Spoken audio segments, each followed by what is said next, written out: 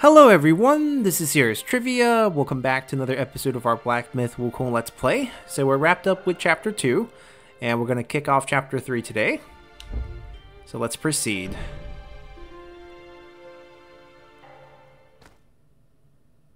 Ye Sheng Bai Lu, the white dew that is formed during the night. And much like how Chapter 2 was much bigger than Chapter 1, Chapter 3 is even bigger. And it's gonna bring us to a different part of the novel.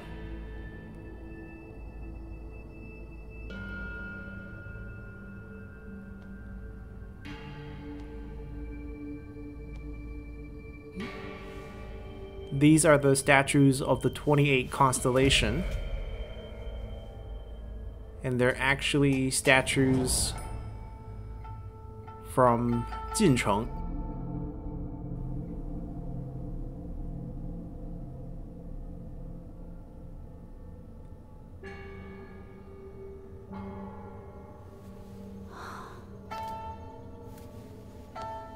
And this baby Buddha is a representation of Mile Fo, who is the future Buddha. Essentially, there's three forms of Buddha: the past, the present, and the future. And he represents the future version.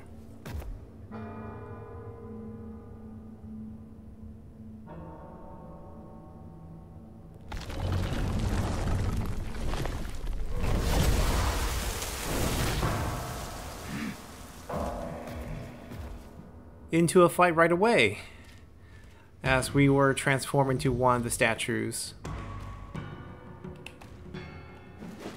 Seems like just a regular enemy. He tracks us really well, but he looks blind.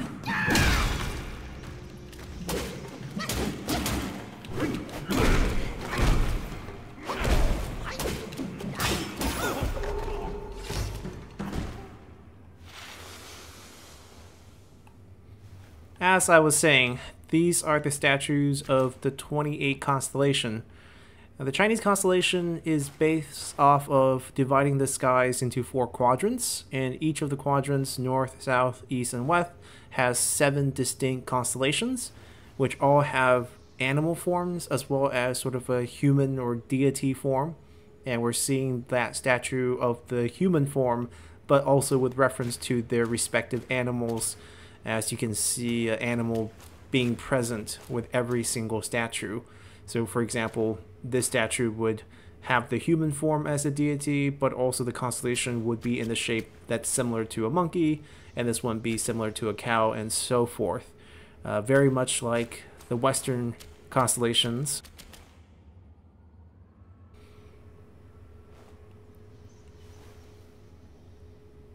And let's see, I think we're supposed to go this way, but let's check out the codex. And I do think we want to go back to the previous stage when we get a chance, when we have access to a shrine. And we have a lot more codex to fill. So we ended with 29, and that means there are 19 new regular enemies. There are 12 more elites, 7 more characters, and 5 more bosses to fight here. We haven't found a single meditation spot, so I don't know how many there are. And the one we just fought, Zhi Ying Sung. So it is a monk. And it is blind. Many years ago, 在小西天. Okay, so this is the small western realm. And we are at Xiao Leiyin Si. Leiyin Si, or the Thunder Sound Temple, is where Buddha reside. It's the final destination for the journey to the west, and it's located in the western realm, right? Journey to the west, Xitian. But there is one trial that the original journey had to go through around the middle of the novel. I think around chapter 60 something in the novel out of 100. And this is when a disciple of Mile Fo, the little baby Buddha that we saw, one of his disciples, the Yellow Brow, left his post when his master Mila was attending a meeting, or actually I think it's a celebration, a feast with some other deities. He stole two of his master's magical items and went down and constructed a copy of the Western Realm and the Thunder Sound Temple and called it a small version. And he turned monsters into the forms of deities and waited on the road for Tang Seng and his disciples. And when they arrived, he challenged Wukong that if he beats them, he will replace the band and he will take some monsters with him and complete the journey to the west and take their place to become Buddha. And it was quite a difficult fight. Wukong had to find many help, and we're going to see a lot of those different deities from different factions who came to help Wukong in the original fight in the journey to the west here. As like the previous two chapters, we have the enemies returning to their previous location after the result of the first journey. And let's see what this is. During the construction of this little version of the Western Realm, the stonemasons, or the workers, frequently bump into supernatural events. And this led to many of them resigning from their post. Amongst those, there was a very curious worker who heard that the owner of this new temple was a renowned and very enlightened monk. So he went to go ask him about the supernatural event that frequently plague sort of the construction site. The owner, I'm guessing this is a reference to the Yellow Brow, he didn't shy away from the topic and let him into the pagoda where he saw, I mean, this would be Fu Tuo Ta. It's kind of like the Nirvana pagoda. And then he met with, oh man, these translations are going to be very weird, but these are people who carry lamps or lanterns, and they are wardens or guards who work inside this pagoda. After he saw these, I guess, wardens inside the pagoda, he became quite shocked because, you know, they're not humans. They look like monsters. And even though he heard of tales of monsters in his youth, he never witnessed one in real life. And from time to time, within this tower or this pagoda, Miao Ying, there is delightful voices that would sound. And when these voices sound, the lanterns, maybe not even the lantern, but the warden that holds the lantern, they would start to glow. And the workers' eyes would become blinded by this light from the glow. Wow, okay, and then, you know, they are suffering from this. And this is when the owner smiled and laughed. Well, I guess he didn't laugh, he just smiled and says, "For those who want to see the truth must give sacrifice." And now that you guys have seen the truth, why not stay here in this temple and accompany me on the path to enlightenment, and perhaps one day get the chance to transcend the mortal realm and ascend into, I guess, Samara, I mean, the realm of the Buddha, essentially, escaping the cycle of reincarnation, essentially. When the workers found out they're now blind, I guess when you're in that special pagoda, you're kind of, especially when you're hearing the sound of these, I guess, delightful sounds that's ringing in the tower or the pagoda, they don't really know what's going on because now they're suddenly finding out they're blind. and they can't find new work because they're blind. So they decide that perhaps it's better to give up on the mortal realm and actually join the temple and cultivate or meditate and reach enlightenment as monks.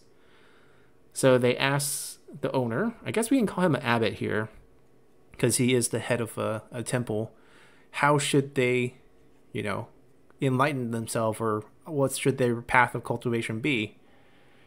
And the abbot says, do what you're good at, and you can use that as a path to reaching enlightenment.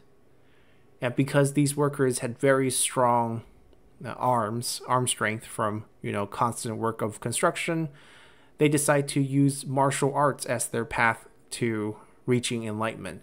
And this is pretty common, like why we have martial art, different special martial art group that comes out of especially Chinese Buddhist temples, like Shaolin being a very popular one. It's because the path to enlightenment doesn't have to be done through passive meditation. You can, pursue it through any art form, including martial arts. You have enlightened monks who reach enlightenment through just sweeping the floor. So it doesn't have to be a certain way. So doing what you're good at, if you can see reason in those practices, you can still reach enlightenment. So they went ahead and decided to pursue the martial route. And because they were blind, even though they are practicing with the... because they were blind, so they would follow... I guess these are guards of the temple, monks as well, who are also practicing. They would they will add metal chains to giant rocks and then chain the other side to their wrists and raise these every day. And this also helped finish the construction for the temple by bringing more stone. And this made the abbot quite happy and allowed them to continue to become monks. Also saved saved some money on the construction.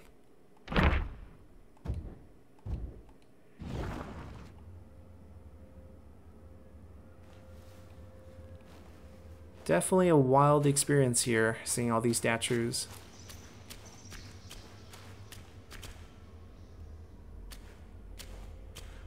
Now, in the original novel, these 28 constellations were the first group to came to Wukong's aid, because Wukong became trapped by one of the two magical items that this abbot that we just spoke about, the Yellow Brow. One of the magic item is this pair of thimbles, the musical instrument, and he would throw that out, and it trapped Wukong, and no one could unlock it because it had the magical property of expanding when you expand and shrinking when you shrink. So there was really never a crease for Wukong to get out. And when that happened... Oh, what is this? A bat?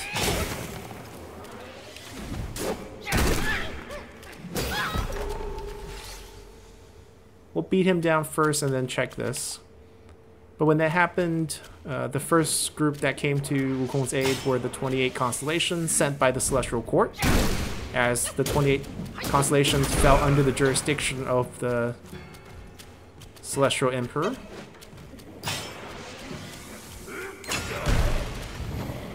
And one of the constellations, who had the form of a dragon with one horn, used his horn to push through the edge of the pair of thimbles, but it was so tight as the magical properties of the thimble made it expand and shrink according to the size of the horn. Wukong had to drill sort of a gap at the tip of the horn, basically creating a little space where he can make himself very, very small, and he embedded himself into the horn. so that when they finally pulled the horn out, he was able to escape this magical item. We have a divergent path here. I think we can go this way, and we can also just go straight.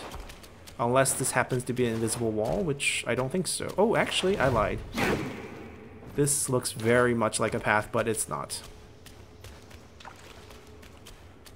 But despite that rescue, they couldn't defeat the second magical item, which was just a sack. But it's a very magical sack. It's called the 人种袋, which is actually kind of a... it's hard to describe because we want to stay a little bit PG, but there's a lot of sexual innuendos with this particular trial in the original Journey to the West. The pair of symbols was there to represent... we can actually drink and then take that will and get our gourd back to full. It was a representation of the female genital part, and the fact that it's kind of expandable and shrinkable was also a reflection of that. And its power was trap you inside for... Ooh.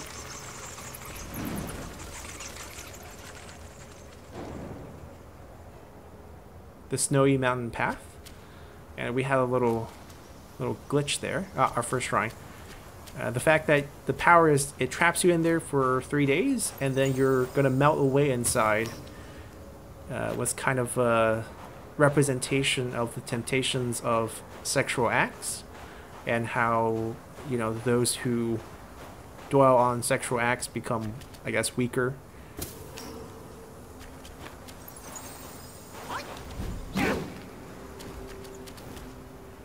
And then the sack is a representation of the male genitalia, the ball sack essentially. And 人种袋 means kind of the human breeding sack, represents kind of the sack for semen. But in terms of magical abilities, we have a very different looking 土地庙 here, snow covered, and the snow gives away. Alright, we did unlock this last time. We don't have enough will to build it. I actually do want this. This one feels really good.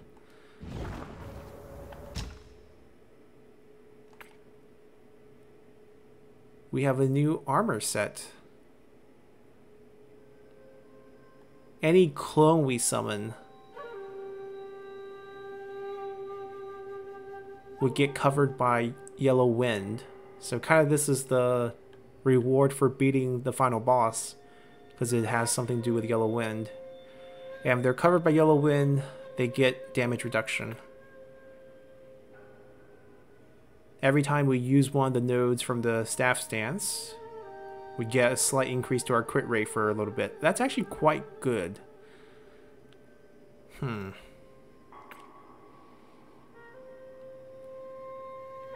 the best thing about this set is on these two pieces, there's a little bit of frost resistance. And guess what? We're in a very cold place. I think we're going to craft these two pieces. If well, we don't have enough will, I think, but we're going to wear just the two-piece. Just for the extra defense, extra frost, as well as this active ability, or passive ability.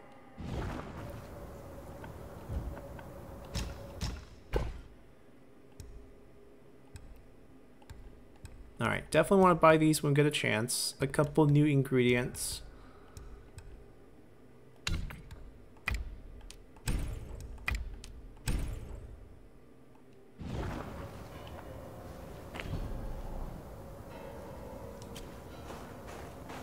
Oh, back to our sack, our magical sack.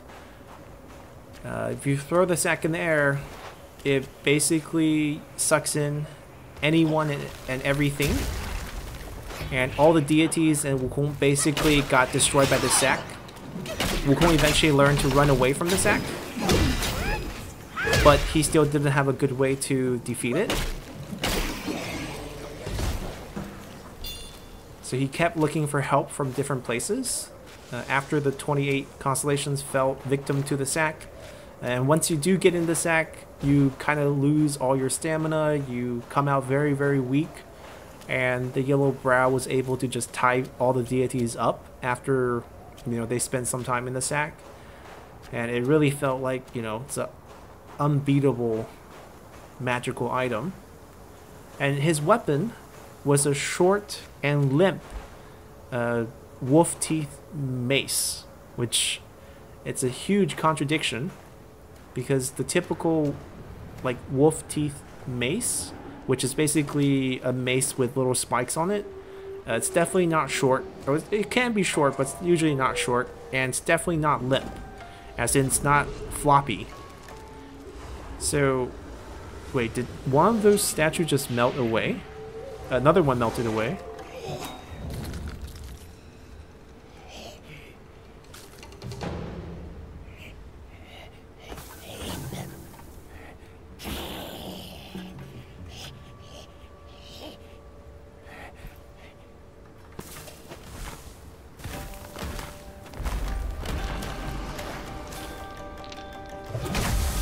They're dressed as monks here as well.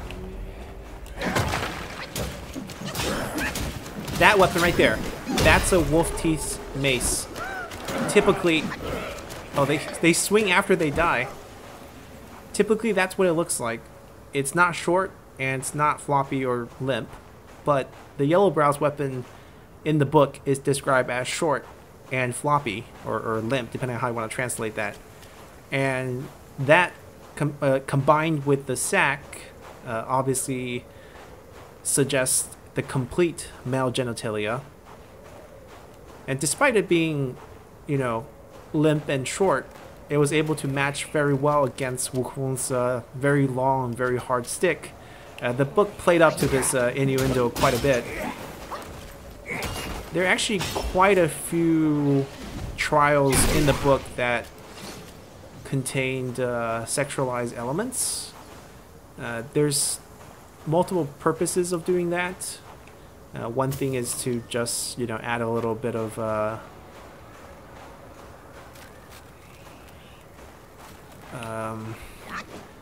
it sells well for books. People like to listen to these stories. You're basically storytelling for common folks. And, sexualized terms sell well. And additionally, its extension in terms of the topic of Buddhism. Sexual acts are considered kind of forbidden. So it's also used to represent that element of the religious belief. But in any case, we did see a monkey on top of a roof, and he activated many of these frozen monks. That monkey is originally from Mount Huaguo as well. Aside from Wukong, there were 4, I guess, notable monkeys from Mount Huaguo from the novel, and those 4 were made into generals by Wukong. And that particular monkey that we just saw was one of the 4 generals. And once we do get to fight him, we'll see why he's here and why he looks so, I guess, crazed, and why he's fighting against us. I think we got everything here.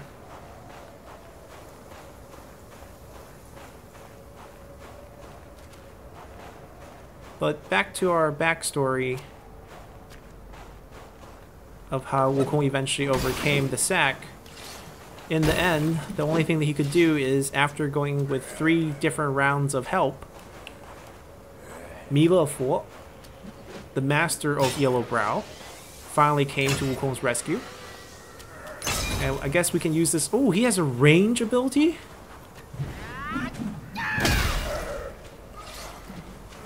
He swings after he dies. Okay. It's kind of neat. Now, Mila Fu is a Buddha. Technically, there's only one Buddha, as in, like, the Buddha. But Mila Fu represents the future Buddha. Buddha has three forms: the past, the present, and the future. Mila, who does have a physical form, represents the Buddha of the future. When the current Buddha, I guess, dies, he will become the Buddha of the final world, a world where everyone has reached enlightenment. Now, typically in traditional Buddhism, he's not represented as a baby. And even in Chinese Buddhism, he's not represented as a baby. It's done this way for a particular reason in honor of the original actor who played Mila Fu in the 1968 adaptation of Journey to the West, the traditional one that people refer to. That actor passed away 9 years ago, and the common theory right now is that the developers decided to use a baby form, or like a young kid form, to symbolize that that actor kind of reincarnated and is now just a kid. But also it can be used to represent that he is the future Buddha. Oh, we get to fight this monkey right away.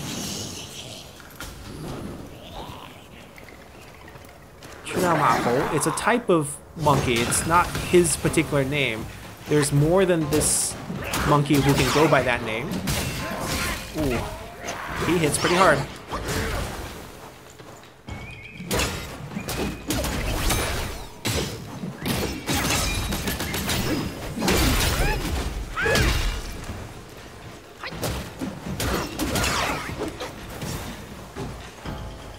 Ooh.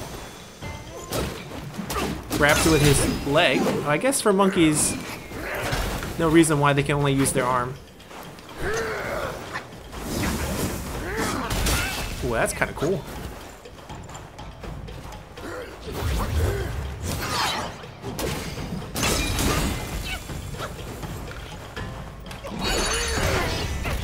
He blocked it? Wait, what did he do to block the big head?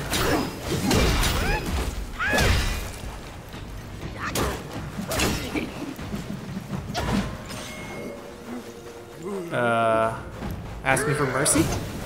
Fake mercy? How about you stay here?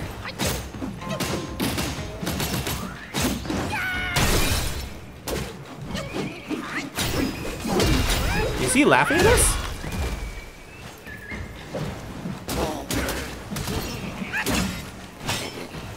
I'm out of stamina.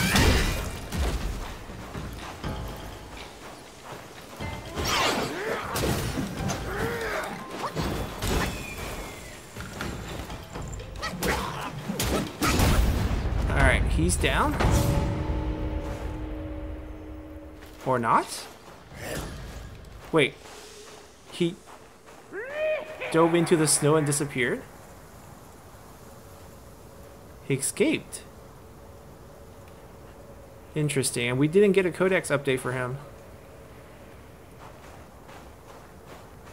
But back to the question of Mila Fu, who we saw in the beginning. He is the future representation of Buddha in the novel as well as in the story, but his form, usually as a laughing or smiling Buddha who is quite chubby and carried a sack, is very Chinese. That's not how he's usually depicted in traditional, I guess, Indian Buddhism origins.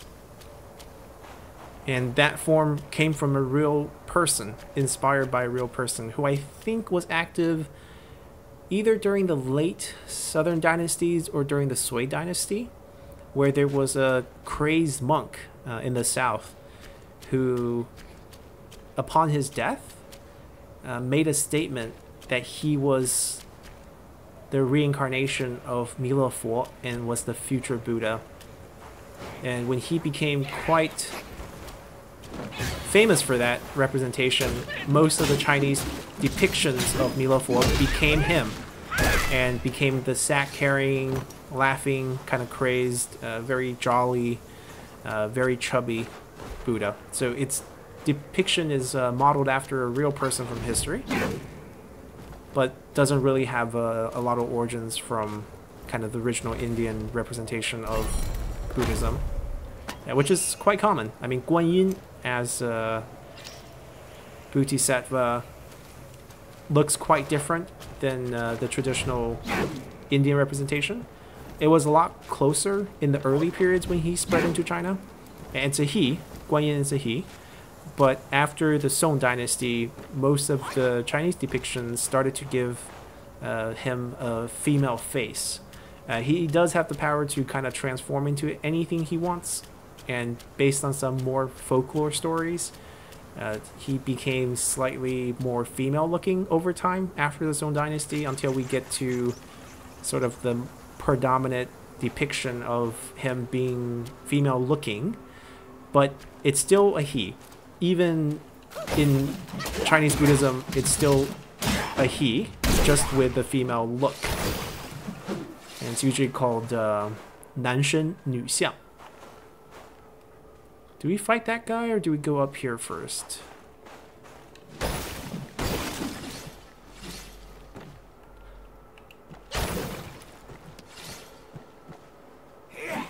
Oh, well, we slowed down and thankfully didn't get hit.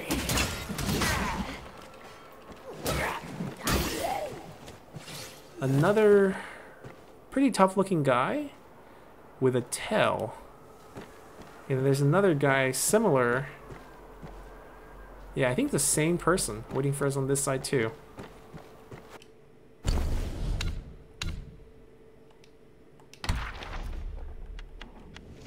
Azure Bat.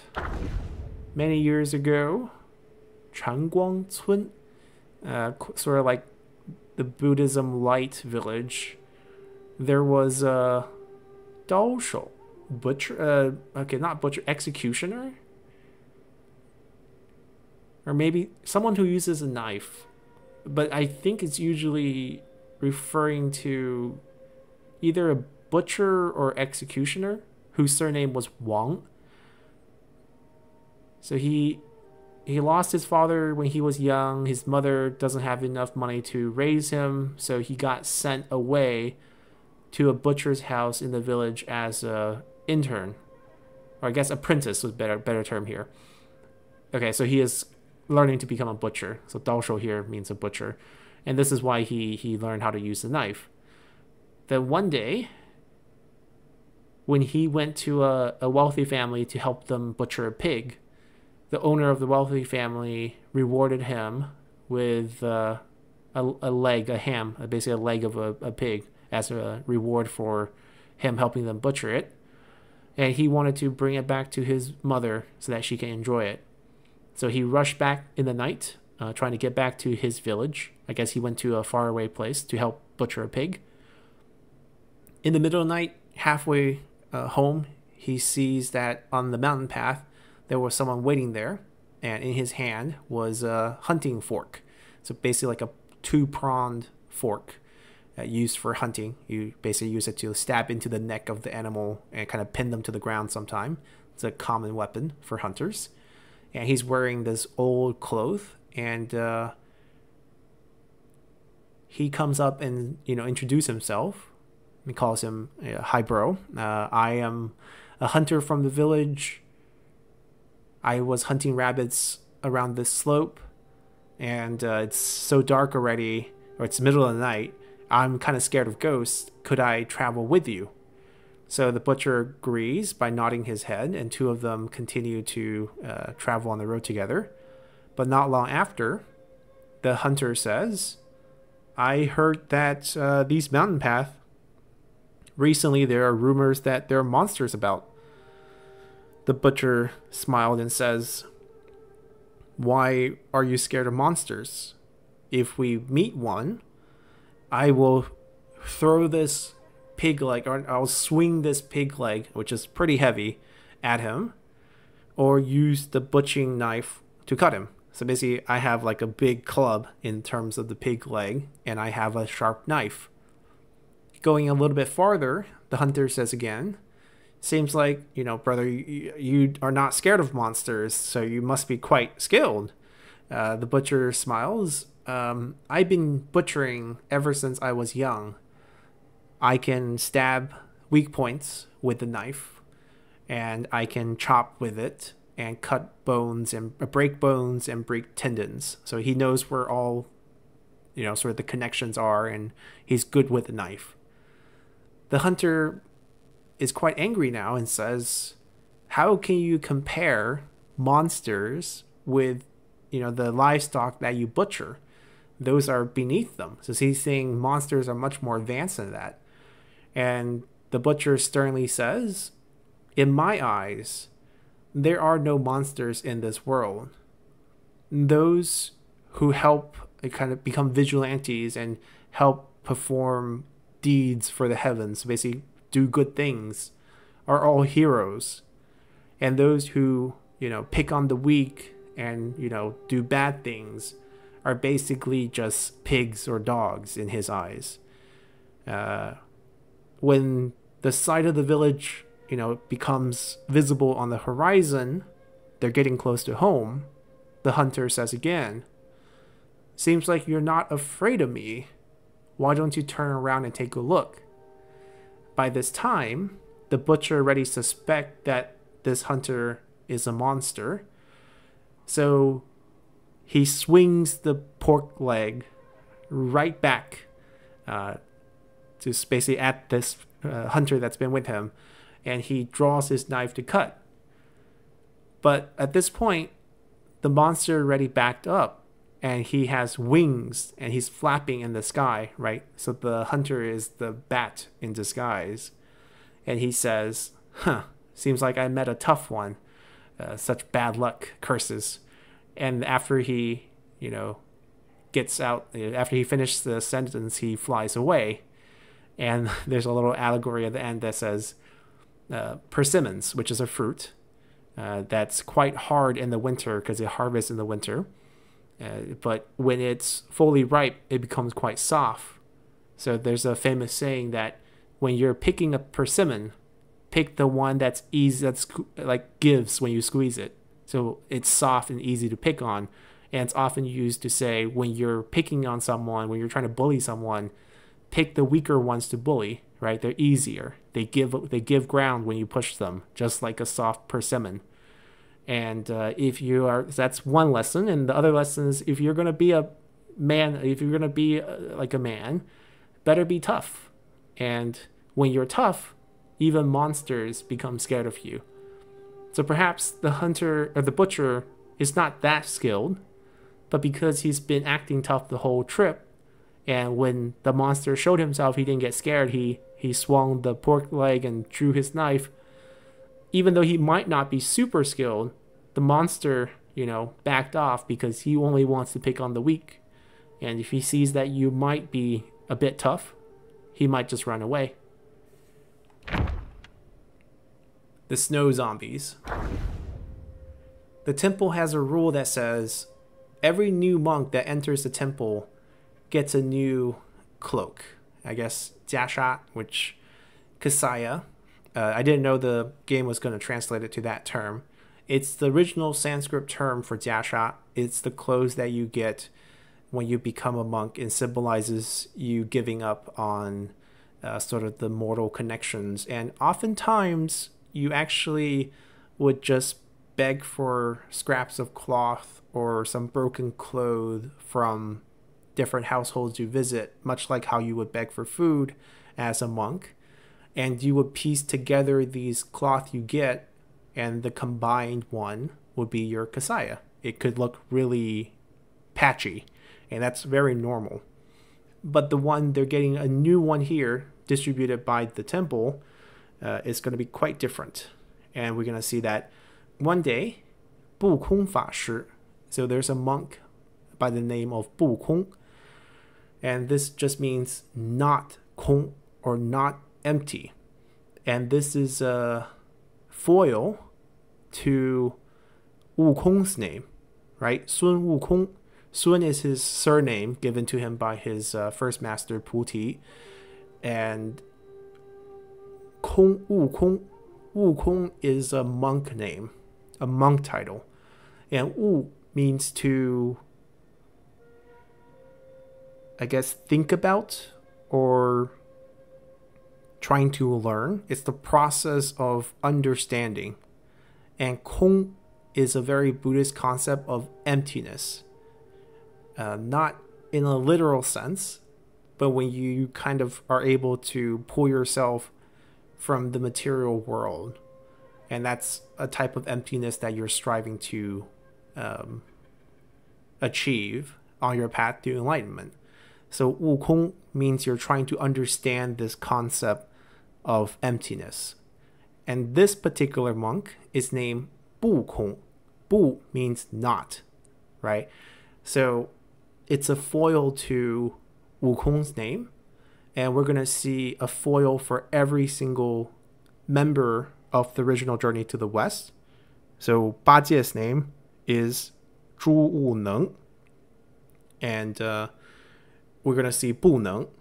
And then we're going to have Sha Seng, which is Sha Wu Jing. Jing means cleanliness. Neng means capable or abilities. And we're going to have a Bu Jing as well in this sort of fake version of the Thunder Sound Temple. And the reason why we have a foil for every student, and there's also a not white or Bu Bai, and Bai represents the white horse that Tang Seng had, which is actually another one of his disciples, technically a fourth disciple, because the horse is a transformation done by a dragon prince who ate Tang Seng's original horse and then was tamed by Wukong to join them. And he did transform back to his dragon prince form on the journey to help Tang Seng out during a few times. And he did get rewarded. So technically, Tang Seng has 4 students. And each of these students is going to get a not version here. Because remember, the original goal of the Yellow Brow is that he wants to bet with Wukong that he can beat them. And then if he wins, he's going to take 4 guys with him to travel in their place to the Journey to the West, to complete the journey and become Buddhas themselves. So these are the 4, I guess, monsters or transformations that he was going to take with him as sort of the foil copies of the original disciples of Tang Seng to kind of complete the journey. And then we have Wukong, which I guess is the foil to Wukong here. And he's the one who's delighted that they have a new monk at the temple, a new disciple. So he brings him with him to the storage house to pick up his new cloak. And when this new student discovered that this cloak is a very thin 1-layer cloth, and they, live on this frosty ridge, he's kind of scared that it's too cold. But, at least it's something to wear. It's better than nothing. And he asks his teacher, I guess Wukong is now his teacher. He says, such a thin cloak is better suited for the summer season. Perhaps you have one that's thicker, made of a thicker cloth. And Wukong shakes his own cloak and says, look at the one I'm wearing. It's the same as the one you're getting. It's a thin one as well. Of course, mine's a little bit fancier. It's more decorative. But the truth is, if your heart has faith, as in you believe in the temple and its teachings and Buddhism, then you wouldn't be scared, or the cold wouldn't affect you. The new disciple is still a little iffy about this and says, on my way here, I saw there were many frozen senior disciples, so basically other monks who joined the temple but has frozen to death, kind of the zombies we see, right? Some of them don't wake up. They have frozen to death on the road. And Wukong says that's because their ability to understand the teaching is not enough. So Wu Xing here is like intuition, right? Wu also has intuitive, right? It's kind of understanding how you can intuitively understand concept. So Wu Kong, Wu as a verb has that meaning. And he's saying that these people, their intuition was not enough and their heart wasn't as sturdy in pursuit of enlightenment. But you are different. I can see it as your teacher. You have, talents that they don't have. So the disciple is quite happy to hear this from his teacher, carries his new cloak away and returns with his teacher. Not long later, so a couple days later or maybe a couple months later, there was a new snow zombie outside the temple walls. And Wukong is walking with a new disciple past this new zombie. I guess so. This student that he had where he said, "You're special," is ready now a snow zombie because he's too cold. And he's bringing in a new student. And the new student says, "Did these senior disciples all die of the cold?" And Wukong slowly, and as he slowly walks forward, he says, "Disciple, my student, don't be afraid. Their heart wasn't true, and they didn't have the right intuition and wisdom. But you are different." So it feels like all a lie, right? It's all a lie.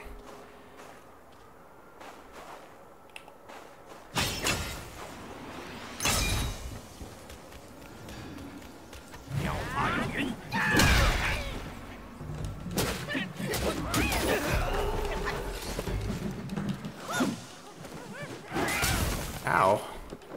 When he's in the air, what do? I guess I dodge?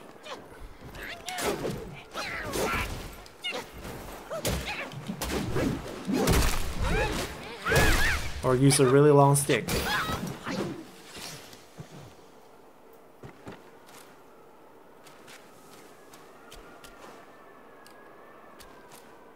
Well, we can use our gourd because there's a well up there that we can use to replenish.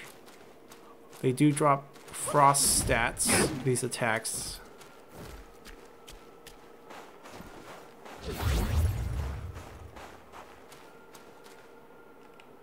This here behind it is where you burn incense. You burn it right in there before you enter the main hall. Doesn't look like something we can actually open.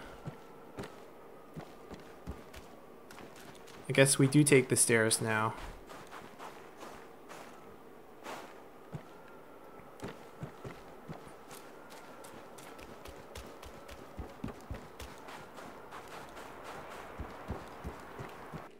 We do have the codex of that new enemy who we killed really fast. It's a Ghost Patrol. Oh, they're yakshas, which are sort of wandering spirits from, I guess, the Indian Buddhism concept. So they're yakshas that has migrated from the west. They like to eat meat. But fortunately, in this small Thunder Sound temple, this temple here, there's no rule against not eating meat. So the yakshas who decided to join this temple are quite happy about this.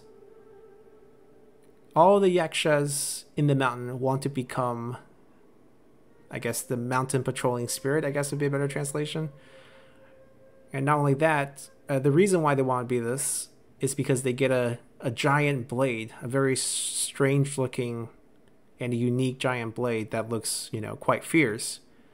But they're also allowed to fly around freely.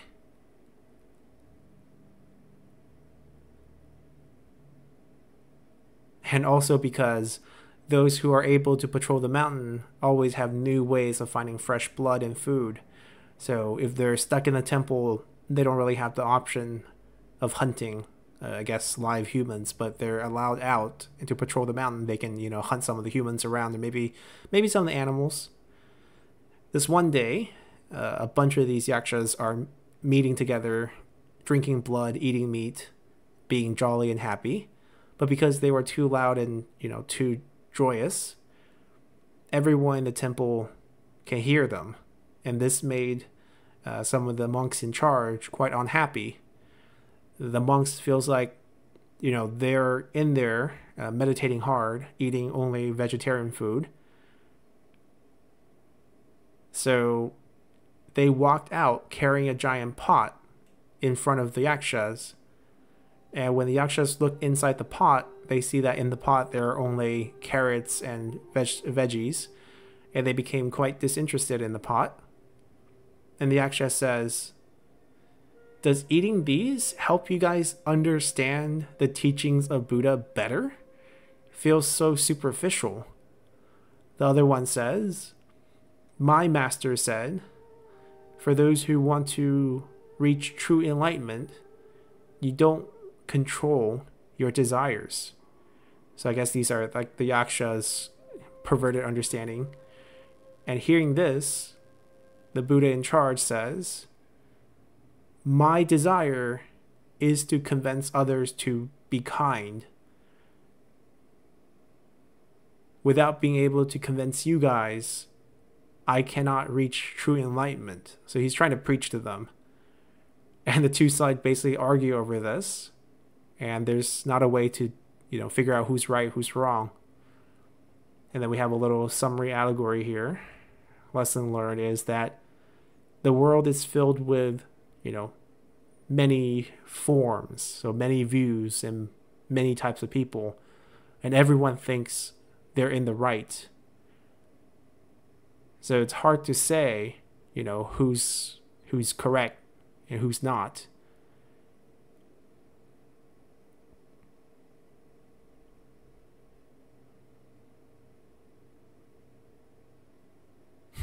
But if everyone basically is convinced that their way is right, and they use kind of their perspective to try to judge or preach or guide others, then how could conflict ever stop? Right? The Yakshas basically saying they have their own teachings. Their master said to reach true enlightenment, they can't constrict their desires, but the monk inside believes otherwise. Well, he absorbed the hit, but we do actually get to fight you. So that's a blade, not a bow. I thought that looks like a bow, but just a special long curved blade. Oh, how did we miss that?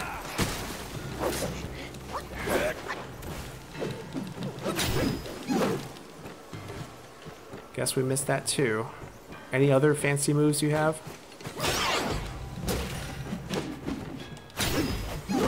He is quite good at keeping his distance. Not worried about health, because I see a will, which means we can just heal up afterwards.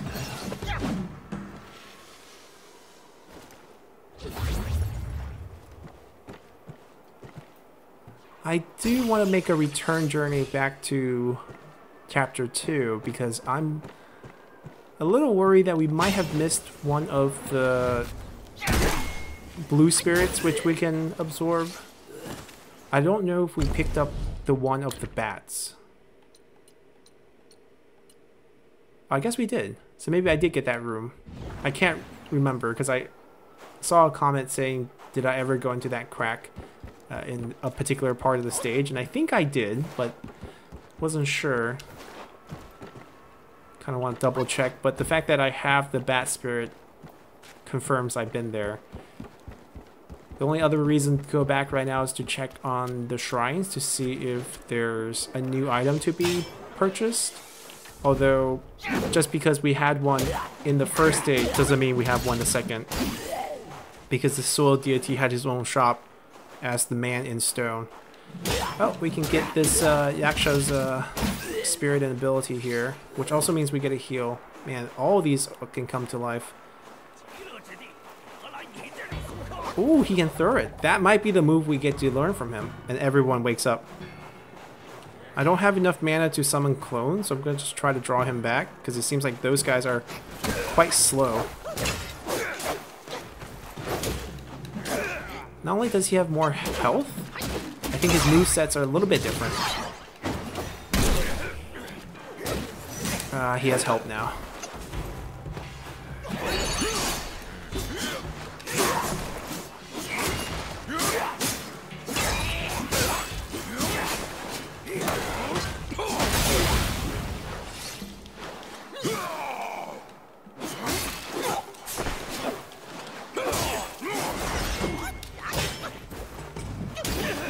Yeah, we should heal before we absorb.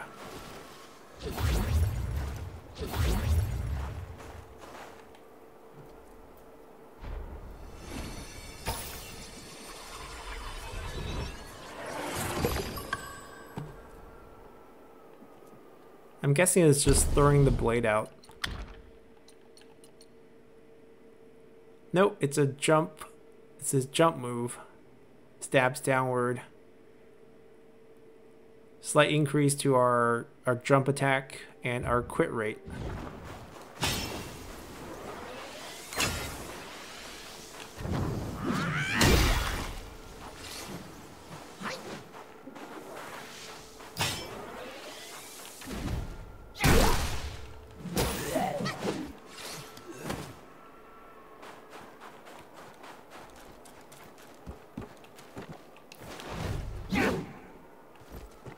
I mean, they put these platforms here and this board, and it's not for getting on the roof.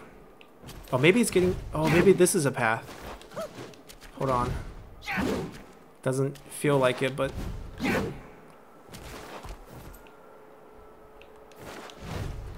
Yep, I feel tricked.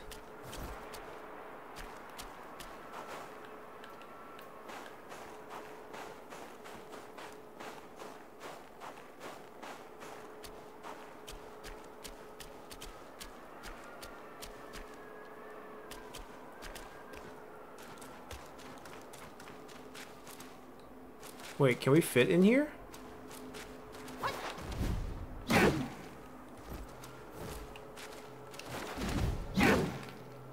No, but I think we can open the door. I'm just not doing it right now. Oh, there's a chest here.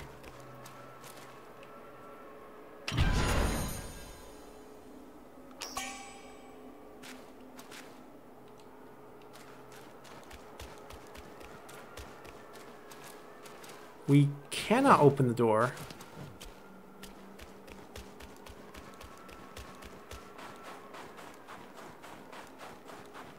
I feel like we got blocked by 2 doors on both paths. Oh, we can go down. I see chest. I hear noise, but I don't see anyone.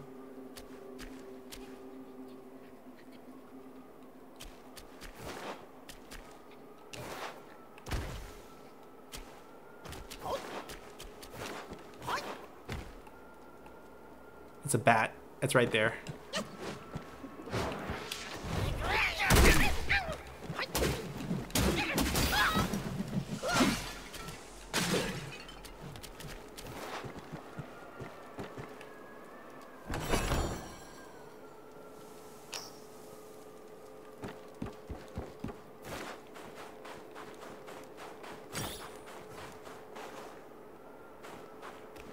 Okay, so there was a better path to jump down.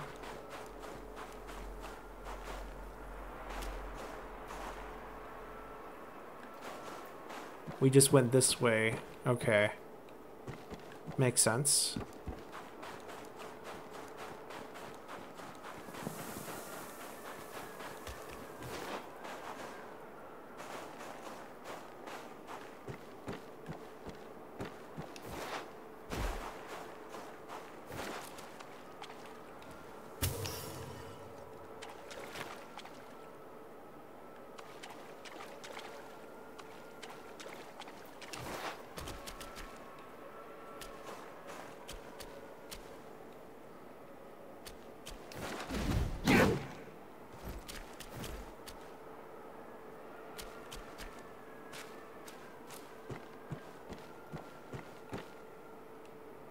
Not sure where we're going, but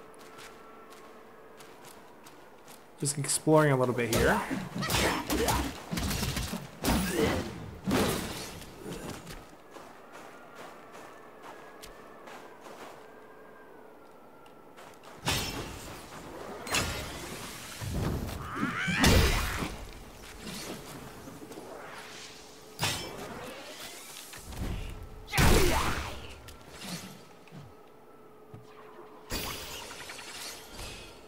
Quite a few will. 720.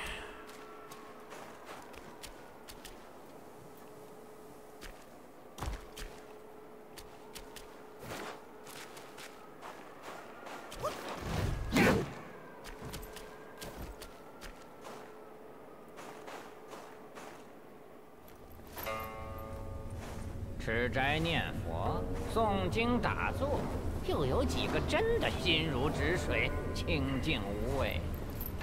你看看，这大风大雪的，还要这么拼命，一定也是为了那个玩意儿。哼！你来之前，我算过一卦，你猜猜写的是啥？动不如静，有财无命。哼！既要送死，也不拦你。叫西天土地， He's the soil deity. Takes the form of a bird and transform us into a bat to move ahead. So he basically made a comment on there's so many monks that meditate and, you know, become vegetarians, but how many can truly sit still and meditate and has a heart that's like a still water, and that he's been waiting for us for a while, and he actually performed a fortune-telling ritual before and got a fortune and asked us guess what it said. It says better to stay, well, we can actually control ourselves a little bit.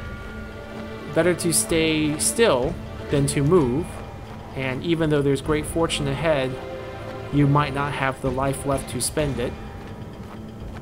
But he's not going to be here to stop us and tell us to not go ahead, and that's why he's helped us make this transformation and speed through the stage.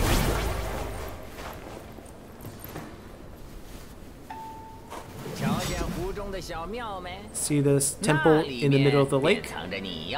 Inside is what you're seeking for. Go and take it before the master of this land comes back. He's not here right now. So he also knows we're here for one of the senses. Alright, we're going to take this shrine as our save point, and there's an Easter egg for that temple there. For those who have seen, especially the animated version of Sun Wukong challenging the Celestial Court, when he was battling Erlangshen and they were having their transformation battle, Wukong turned into that temple. Except in the animation, he made a flagpole, which was his tail. And you can see the temple has two eyes, right? Two circular windows that are his eyes and his mouth. And there's a tree now for his tail. So this is a callback to that animation. There's a lot of different callbacks or Easter eggs from different media. Not all of them are from like the 1986 version of Wukong or the book. There are a lot of popular media adaptations of The Journey to the West, different elements or segments of it. This is a pretty big place too. Seems like the stage is kind of segmented. Like we had that temple entrance area, which we didn't have access to a lot of it, and then we just basically became a bat and jumped over here to this shrine. And if we want to go back, I believe we just have to teleport, because I don't think we can turn into a bat again, right? It's like when we turn into a cicada in the first stage, that was just a temporary trick of the soil deity, which much like the case here. And we'll pick up our journey next time. We're gonna go check out that temple and see if it indeed has what we are seeking, which I highly doubt, because this is the very beginning of the stage, so we're probably just gonna be bumping into an enemy. Not sure if the soil deity is good or bad. It was very helpful in the first stage, and we saw the side of greed in the second stage, as that particular soil deity was lusting over the power of the Stone Mother, and in the end transformed himself into basically a stone monster as well. So, hope you guys enjoyed it, and we'll see you all next time. Bye!